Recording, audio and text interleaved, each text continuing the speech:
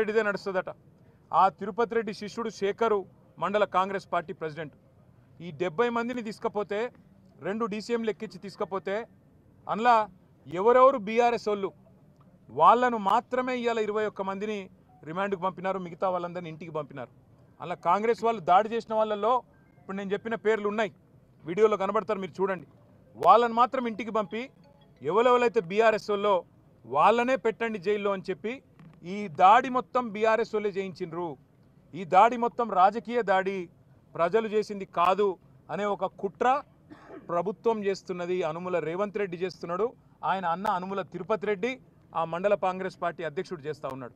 వాళ్ళ బీఆర్ఎస్ వాళ్ళనే తీసుకొచ్చి జైల్లో పెట్టడం అంటే వాళ్ళ ఉద్దేశం ఒకటే, తమ చాతగాని తనాన్ని 9 నెలలుగా తమ ప్రభుత్వం విఫలమైన పద్ధతిని ఇవాళ దాచుకోవడానికి ముఖ్యమంత్రి నియోజకవర్గంలో అధికారులకు జరిగిన పరాభవానికి ఇవాళ ఏం చెప్పాలనో తెలియక సిగ్గు లేకుండా దీనికి రాజకీయ రంగు పులిమి వాళ్ళని బెదిరించే ప్రయత్నం చేస్తూ ఉన్నారు. ఇంకా అరాచకం ఏంటంటే 21 మంది మొత్తం ఎస్సీ ఎస్టీ బీసీ రైతులు, ఒక ఆయన విష్ణువర్ధన్ రెడ్డి అని ఆయన కూడా ఉన్నాడు, ఆయన కూడా పాపం ఇంట్లో ఉన్నాడు. వాళ్ళందరినీ పిచ్చి కొట్టుడు కొట్టినారు, చిత్రహింసలు పెట్టినారు, 3rd డిగ్రీ టార్చర్ పెట్టినారు. కొడంగల్ సిఐ, కొడంగల్ ఎస్ఐలు, వికారాబాద్ ఎస్పీ ఆయన పేరు నారాయణ రెడ్డి, వీళ్ళంతా కలిసి వీళ్ళను చిత్రహింసలు పెట్టినారు. 3 గంటలు కొట్టినారు. ఒక్కొక్కరిని చూస్తూ ఉంటే ఇప్పుడే మా అక్క చెప్పినట్టు కాళ్ళు చేతులు కమిలిపోయి ఉన్నాయి. మేము అడిగినాం, మరి ఎందుకు మెజిస్ట్రేట్ ముంగట చెప్పలేదు, కొట్టినాడు ఎందుకు చెప్పలేదు అన్నాం. మీరు చెప్తే మళ్ళా కొడతాం, మీ ఇంటికి పోయి మీ ఇంటోళ్ళని కొడతామని చెప్పినారు. మిమ్మల్ని మళ్ళా కొడతాం, జైల్లో కొడతాం, ఇంటికి పోయి మీ ఇంటోళ్ళని కూడా కొడతామని చెప్పినారు. ఎంత అమానవీయంగా, ఎంత క్రూరంగా అంటే ఇంటి మీదికి వీళ్ళనేమో జైలుకు పంపినారు. ఇంటి మీదికి బందిపోట్లను పట్టుకరానికే, ఒసామా బిన్ లాడెన్ లాంటి తీవ్రవాదులను పట్టుకరానికే ఎట్లయితే కూంబింగ్ ఆపరేషన్ చేస్తారో 100 మంది పోలీసులు వచ్చి ఇంటింటికి పోయి తలుపులు దర్వాజాలు తన్నుకుంటూ, గుద్దుకుంటూ, పగలగొట్టుకుంటూ, తాగి బూతులు మాట్లాడుతూ కొంతమంది ప్రైవేట్ వ్యక్తులు, నేను పోలీసు వాళ్ళు అంటలేను, ప్రైవేట్ వ్యక్తులు కొంతమంది కాంగ్రెస్ పార్టీకి సంబంధించిన వాళ్ళు తాగి బూతులు మాట్లాడుతూ ఆ ఇండ్ల మీద దాడి కూడా చేయడం జరిగింది. అక్కడ ఉన్న మహిళలు, అక్కడ ఉన్న ముసలోళ్ళని భయభ్రాంతులు, పిల్లలని భయభ్రాంతులకు గురి చేయడం జరిగింది. వాళ్ళ రేవంత్ రెడ్డి కాంగ్రెస్ పార్టీ ఒకటి గుర్తుపెట్టుకోవాలా, భూమి మీద ఎవడు శాశ్వతంగా ఇక్కడే ఉండడానికి రాలే. నీ పదవి కూడా 5 ఏళ్ళే. అందులో మీ ఢిల్లీ వాళ్ళ కోపం వస్తే రేపో ఎల్లుండి తీసి పారేసినా కూడా దిక్కులేదు నీకు. నేను ఒకటే గుర్తు చేస్తున్నా, రేవంత్ రెడ్డి చక్రవర్తివి కాదు, నువ్వేమి రాజువు కాదు, నువ్వేమి పెద్ద నియంతవు కాదు. నీలాంటి వాళ్ళు చాలామంది వచ్చిండ్రు, చాలామంది వస్తారు ఇంకా భవిష్యత్తులో. ఒకటి మాత్రం పక్కా, పేదవాళ్ళతోని ఎస్సీ ఎస్టీ బీసీలు, చిన్న సన్నకారు రైతులు ఉన్న మొత్తం భూమిని నేను గుంజుకుంటా, ఏమన్నా చేస్తా, నేను కొడంగల్ మాత్రం మా అల్లునికి ఫార్మా కంపెనీ పెట్టిస్తా అంటే ఇది తెలంగాణ సమాజం మాత్రం తప్పకుండా తిరగబడుతుంది. ఇలా కొడంగల్ మరలబడ్డది, రేపు తెలంగాణ మొత్తం మరలబడుతుంది.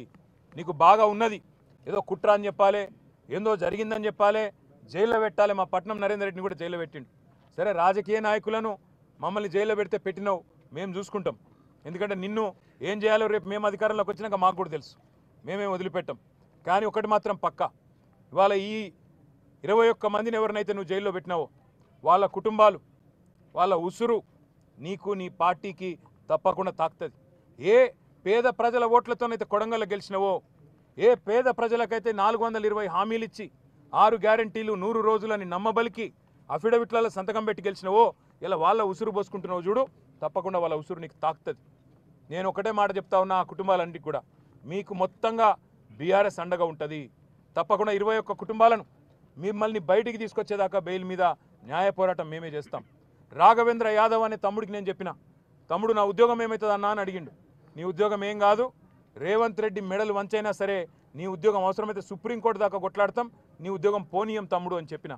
అట్లాగే మిగతా తమ్ముళ్ళు కూడా ఎవరైతే భయపడుతున్నారో ఇవాళ తిరుపతి రెడ్డి దౌర్జన్యాలకు, పోలీసు వాళ్ళ దురాగతాలకు భయపడుతున్నారో వాళ్ళకు కూడా నేను విజ్ఞప్తి చేస్తా ఉన్నా, మిమ్మల్ని ఇంతకంటే పీకేదేం లేదు. ఇప్పటికే కేసులు పెట్టిండ్రు, అటెంప్ట్ మర్డర్ కేసు పెట్టిండ్రు, ఇక జైలు అనేది తెచ్చి పెట్టిండ్రు. ఇంతకంటే మీకేం పీకేదేం లేదు, ఇంకా ఉరి శిక్ష వేసేదైతే లేదు. ఆడ జరిగిన దాన్ని ఏదో దానికి మసిపూసి మారేడుకాయ చేసి పెద్దగా చేసే ప్రయత్నం చేసి తన అసమర్థతను, తన చేతగాంతనాన్ని, తన చేవలేనితనాన్ని ఇవాళ రేవంత్ రెడ్డి కప్పిపుచ్చుకునే ప్రయత్నం చేస్తూ ఉన్నాడు. ధైర్యంగా ఉండండి, ప్రజాస్వామ్యబద్ధంగా కొట్లాడదాం. 60-70 లక్షల ఎకరం విలువ చేసే భూమిని 10 లక్షలకి అడ్డికి పావుషేరు గుంజుకుంటానంటే తప్పకుండా మీకు అండగా మేముంటాం. న్యాయస్థానాల్లో కూడా మీకు అండగా మేము నిలబడతాం. ఎవ్వరు కూడా బెదిరించినా, ఎందుకంటే వాళ్ళు భయపడుతున్నారు, బయటికి వచ్చినాక బెదిరిస్తారన్నా, మళ్ళీ కేసులు పెడతారన్నా, మళ్ళీ జైలుకు పంపుతారన్నా, మేము సంతకాలు పెట్టాల్సి వస్తుందేమో అన్న అని చెప్పి వాళ్ళు భయపడతా ఉన్నారు. వాళ్ళకి మేము అదే చెప్తా ఉన్నాం. బయట ఉండే ఇక్కడ సంగారెడ్డిలో కూడా మొన్న న్యాల్కల్లో ఇక్కడ కూడా మొన్న ఆందోళన జరిగింది. రేవంత్ రెడ్డి అనాలోచిత నిర్ణయాల వల్ల ఫార్మా సిటీ అని కేసీఆర్ పెడితే హైదరాబాద్ దగ్గర 14,000 ఎకరాలు సేకరిస్తే అది వద్దు, రద్దు, అక్కడ రియల్ ఎస్టేట్ దందా చేస్తా, మా అన్నగాన్లకు అక్కడ మా తమ్ముళ్లకు నేను భూముల సమర్పణ చేస్తా, ఫార్మా విలేజ్ల పేరిట ఇక్కడ సంగారెడ్డి జిల్లా న్యాల్కల్లో, అక్కడ కొడంగల్లో, ఇంకా అట్లనే మిగతా తెలంగాణలో కూడా ఒక 20 ఫార్మా విలేజ్లు పెడతా అని చెప్పి ఏదైతే ఇవాళ రేవంత్ రెడ్డి కొన్ని వికృతమైన అనాలోచితమైన ఆలోచనలు చేస్తూ ఉన్నాడో, ఈ విషయంలో సంగారెడ్డి రైతులైనా సరే, న్యాల్కల్ రైతులైనా సరే, కొడంగల్ రైతులైనా సరే ధైర్యంగా ఉండండి. మీకు బీఆర్ఎస్ ఉన్నది, మీకు కేసీఆర్ ఉన్నాడు, మర్చిపోవద్దని చెప్పి నేను విజ్ఞప్తి చేస్తూ ఉన్నా. మీకు ప్రజాస్వామికంగా రావాల్సింది, న్యాయంగా రావాల్సింది ఇప్పించేదాకా మేము మీకు అండగా నిలబడతాం. వీళ్ళు ఎన్ని అక్రమ కేసులు పెట్టినా, ఎన్ని అక్రమ నిర్బంధాలు చేసే ప్రయత్నం చేసినా తప్పకుండా అవి మేము ఎదుర్కొంటాం. ఇవాళ సంగారెడ్డి కేంద్ర జైల్లో ఇవాళ వాళ్ళందరినీ కలిసిన తర్వాత మాకు అనిపించింది ఒకటే, తప్పకుండా ఈ ప్రభుత్వం పేదవాడి ఉసురు తాకి, పేదవాడి కన్నీళ్లలోనే ఇవాళ గిరిజన బిడ్డలు కన్నీళ్లు పెడతా ఉంటే అన్నామామలో కొట్టినారు చూడు అంటే, వాళ్ళు నిజంగా కూడా ఒక్కొక్కరు ఇప్పుడే అనిల్ జాదవ్ చెప్పినట్టు 30-40 కిలోలు కూడా లేని పిల్లలు, వాళ్ళు పాపం మాల్ న్యూట్రిషన్తో బాధపడే పిల్లలు, బట్టలు కూడా చక్కగా లేవు, వాళ్ళు కలెక్టర్ను కొట్టినరు, అటెంప్ట్ మర్డర్ అని పెట్టడానికి నీకు మనసెట్లా ఒప్పింది రేవంత్ రెడ్డి అని నేను అడుగుతా ఉన్నా.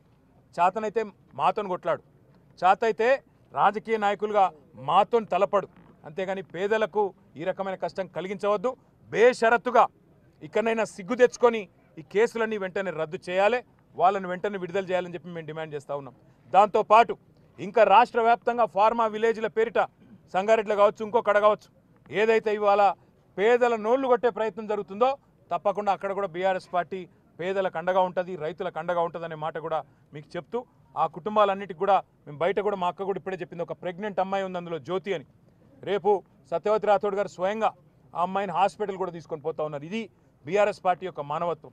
ఇవాళ బీఆర్ఎస్ అనే పార్టీ ఈ రాష్ట్రంలోని పేద వర్గాలందరికీ అన్ని రకాలుగా అండగా ఉంటుంది. ఏ కష్టం వచ్చినా మేము ఉంటామనే మాట మళ్ళొక్కసారి చెప్తూ, మరి మీకు కూడా మీడియా మిత్రులకు గత 2 రోజులుగా ఈ సంఘటన అన్నింటిని కూడా కవర్ చేస్తున్నందుకు మీకు కూడా ప్రత్యేకంగా ధన్యవాదాలు, నమస్కారాలు. జై తెలంగాణ.